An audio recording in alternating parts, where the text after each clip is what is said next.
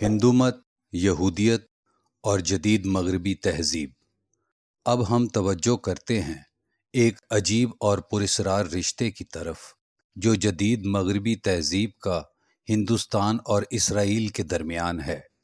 ہم دیکھ سکتے ہیں کہ جدید مغربی تہذیب بھی اس متکبرانہ جنونی احساس برتری کی دعوے دار ہے اور آخری زمانے کی برائے نام نمائندگی کرتی ہے۔ یہ تہذیب دنیا کو مہذب بنانے آئی ہے، کیونکہ ماضی کی تمام تہذیبیں بشمول اسلامی تہذیب فرسودہ، مردہ اور تاریخ کے قبرستانوں میں دفن ہیں۔ جی ہاں، یہ ہے جدید مغربی تہذیب، اور اس تہذیب کی عطا کی گئی لادین سیاسی فکر کی غالب خصوصیت یہ ہے کہ مذہب کو ایک فرد کی ذاتی زندگی تک محدود کر دیا جائے، جبکہ معاشرے اور ریاستی معاملات میں مذہب کا نفاذ یا کردار صفر ہو۔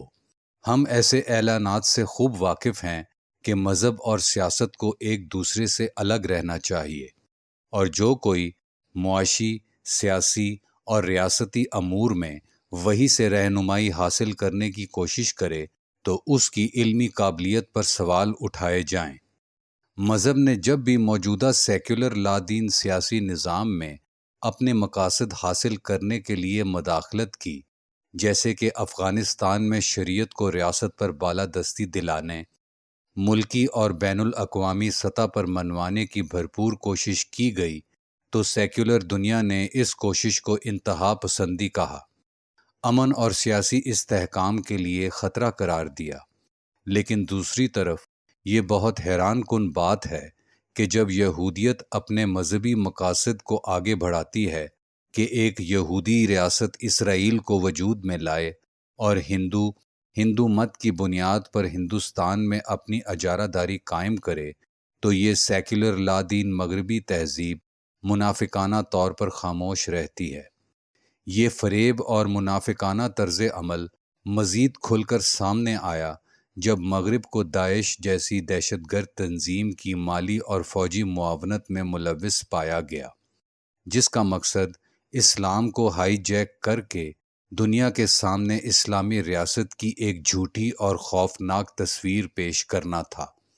یہ محض اتفاق نہ ہوتا اگر یہ بوگس اسلامی ریاست اسرائیل کے بغل میں قائم ہوتی اور اپنے جعلی جہاد میں کامیابی کے نتیجے میں ایک نئی عثمانی سلطنت کو وجود میں لانے کی راہ ہموار کرتی۔ اس مغربی کوشش کو اسرائیل، سعودی عرب، قطر، اردن اور خاص طور پر ترکی کی حمایت حاصل رہی۔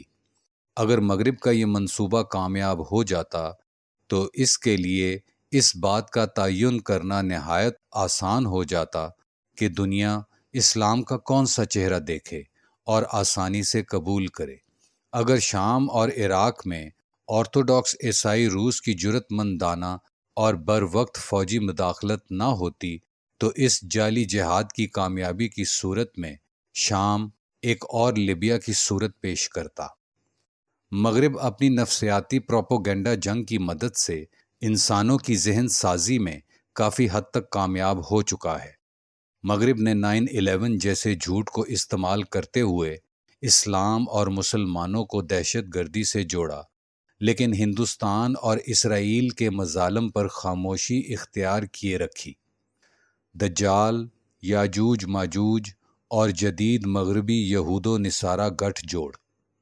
آئیے مغرب کے اس شیطانی اور منافقانہ طرز عمل اور مقصد کو سمجھنے کی کوشش کرتے ہیں، جس کے تحت اسرائیل اور ہندوستان اس دہشت گردی کے ڈرامے سے فائدہ اٹھا رہے ہیں۔ کیا وجہ ہے کہ ہندوستان اسرائیل کی بہن بن کر سعودی عرب کے ساتھ جڑ گیا ہے؟ ہمارا جواب اسلامی علم الآخر الزمان کے نقطہ نظر سے یہ ہے کہ دجال جھوٹا مسیحا ہی وہ ماسٹر مائنڈ ہے جس نے اس جدید مغربی لادین تہذیب کو تخلیق کیا اور سائنسی انقلاب کے ذریعے اس تہذیب کو بے مثال طاقت سے نوازا۔ پھر دجال نے اس تہذیب کو استعمال کرتے ہوئے سامراجیت اور استعماریت کی بنیاد پر غیر منصفانہ جنگوں کا آغاز کیا تاکہ تمام انسانیت پر اپنی حکومت قائم کر سکے، اور پھر اس نو آبادیاتی دنیا کو بے خدا مغربی تہذیب کی طرز پر تبدیل کرے۔ ترک نو آبادیات کے باوجود مغرب نے اپنے نمائندوں اور ایجنٹوں کے ذریعے اپنی اجارہ داری کو قائم رکھا، اور بے شک اپنے سیاسی اور معاشی تسلط کو قائم رکھنے کے لیے اقوام متحدہ، IMF، ورلڈ بینک اور عالمی مالیاتی نظام جیسے اداروں کو قائم کیا۔ دجال نے یہ سب کچھ اپنی منزل مقصود کو پانے کے لیے کیا، جو کہ سچے مسیحا سیدنا عیسیٰ علیہ السلام کی نقالی، یروشلم سے مسیحا ہونے کا دعویٰ اور تمام دنیا پر حکمرانی کرنا ہے۔ اسلامی علم الآخر الزمان نہ صرف دجال کے منصوبے کو بے نقاب کرتا ہے، بلکہ مغربی تہذیب میں یاجوج ماجوج کی موجودگی کو بھی آشکارا کرتا ہے۔ یہ دجال کے پیادے ہیں، اور مغربی تہذیب میں طاقت اور کنٹرول انہی کے پاس ہے۔ یہ لوگ اسی طاقت کا استعمال کرتے ہوئے ظلم و جبر کرتے ہیں اور دنیا میں فساد برپا کرتے ہیں، نہ صرف جعلی کرنسی کے نظام کے ذریعے بلکہ وائرس اور ویکسین کے حوالے سے بھی۔ لیکن مغربی تہذیب ایک دو دھاری تلوار ہے۔ اللہ سبحانہ و تعالیٰ نے قرآن میں نہ صرف اس تہذیب پر لعنت فرمائی کہ بندر ہو جاؤ، بلکہ اللہ ان میں سے ہی ایک گروہ کو استعمال کرے گا ان کے خلاف جنہوں نے سچے مسیحا کو جھٹلایا۔ وہ گروہ ان جھٹلانے والوں پر قیامت کے دن تک غالب رہے گا، اور یہی ان کے لیے بدترین سزا ہوگی۔ اسلام، خلافت اور حق۔ مذہب اور ریاست کے درمیان تعلق کے بارے میں اسلام کا نظریہ کیا ہے؟ اس موضوع پر اسلامی نظریہ قرآن سے ماخوذ ہے، جو ریاست پر حق کی بالادستی کو تسلیم کرتا ہے۔ لہٰذا ریاستی امور میں شریعت کا کردار غالب ہونا لازم ہے۔ اللہ سبحانہ و تعالیٰ قرآن مجید میں فرماتے ہیں کہ اس نے بنی نوع انسان کو اس لیے پیدا کیا تاکہ زمین میں خلافت قائم کرے، اور آپ کے رب نے فرشتوں سے کہا کہ میں زمین پر ایک خلیفہ بنانے جا رہا ہوں۔ خلافت اور خلیفہ سے کیا مراد ہے؟ کیا ہم اس موضوع پر اپنی رائے پیش کرنے کے لیے آزاد ہیں، یا پھر جواب کے لیے قرآن کی طرف رجوع کرنا چاہیے؟ ایک سچا طالب علم جواب کے لیے قرآن کی طرف ہی رجوع کرے گا، اور قرآن کا جواب یہ ہے۔ اللہ تعالیٰ نے اپنے جواب کا آغاز یہ اعلان کرتے ہوئے کیا کہ اس نے آل ابراہیم علیہ السلام کو کتاب، حکمت اور ایک عظیم سلطنت عطا کی، جو تاریخ میں اس وقت ظاہر ہوئی جب بنی اسرائیل کی قیادت موسیٰ علیہ السلام کر رہے تھے۔ موسیٰ علیہ السلام نے معجزانہ طور پر بنی اسرائیل کو فرعون کی غلامی سے نجات دلائی اور ارض مقدس میں سکونت اختیار کی۔ بعد ازاں اللہ سبحانہ و تعالیٰ نے داؤد علیہ السلام کو ان الفاظ کے ساتھ مخاطب کیا۔ غور سے سنیں، خاص طور پر اگر آپ ایک سیاست دان ہیں۔ اے داؤد، ہم نے تمہیں زمین میں خلیفہ بنایا ہے، لہٰذا تم لوگوں کے درمیان برحق فیصلے کرو اور نفسانی خواہش کے پیچھے نہ چلو، ورنہ وہ تمہیں اللہ کے راستے سے بھٹکا دے گی۔ یقین رکھو کہ جو لوگ اللہ کے راستے سے بھٹک جاتے ہیں ان کے لیے سخت عذاب ہے، کیونکہ انہوں نے حساب کے دن کو بھلا دیا تھا۔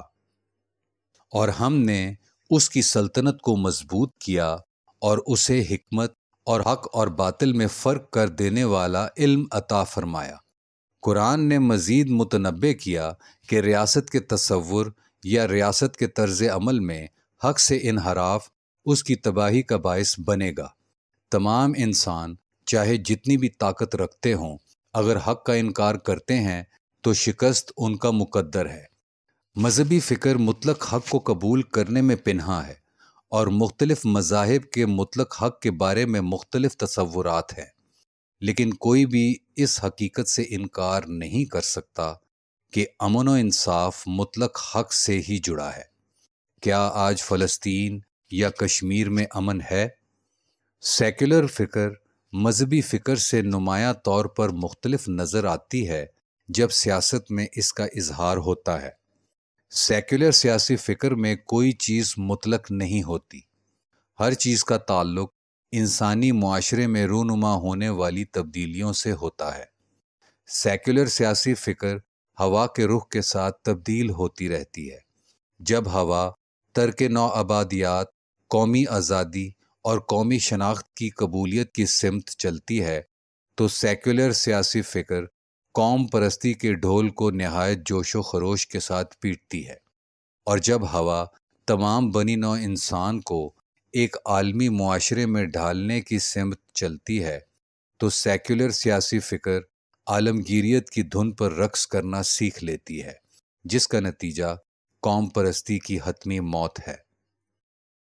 اسلامی علم الآخر الزمان کے مطابق تاریخ اپنے اختتام اور یروشلم میں ایک مقدس عالمی ریاست اسرائیل کے وجود اور قبولیت کی طرف بڑھ رہی ہے۔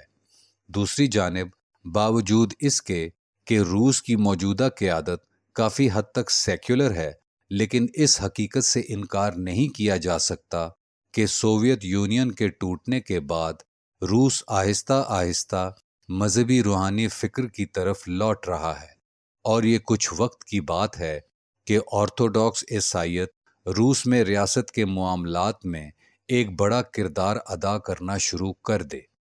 ہم پر اعتماد ہیں کہ آخر کار آرتھوڈاکس عیسائیت اس سچائی کو قبول کر لے گی جس سے موجودہ انسانی تاریخ کی سمت اور حقیقت واضح ہو، یعنی پیکس بریٹینیکا، پیکس امریکانا اور پیکس جوڈائیکا۔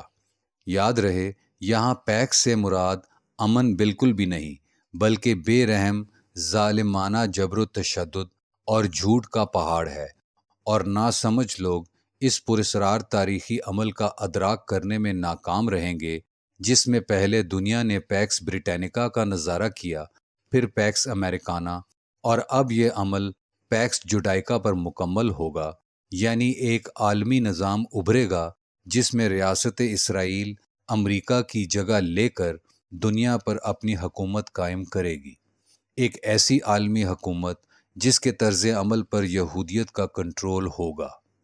دوسری طرف ہندوستان میں ہندو مت کو ریاست پر بالادستی دلانے کی بنیادی وجہ بھی ہندو مت کی سچائی کے دعوے کو درست ثابت کرنا ہے۔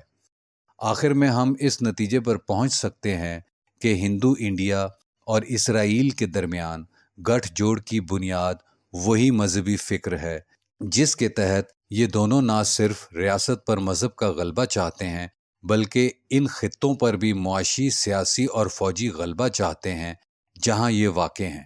بے شک یہ ظالموں کا گٹھ جوڑ ہے۔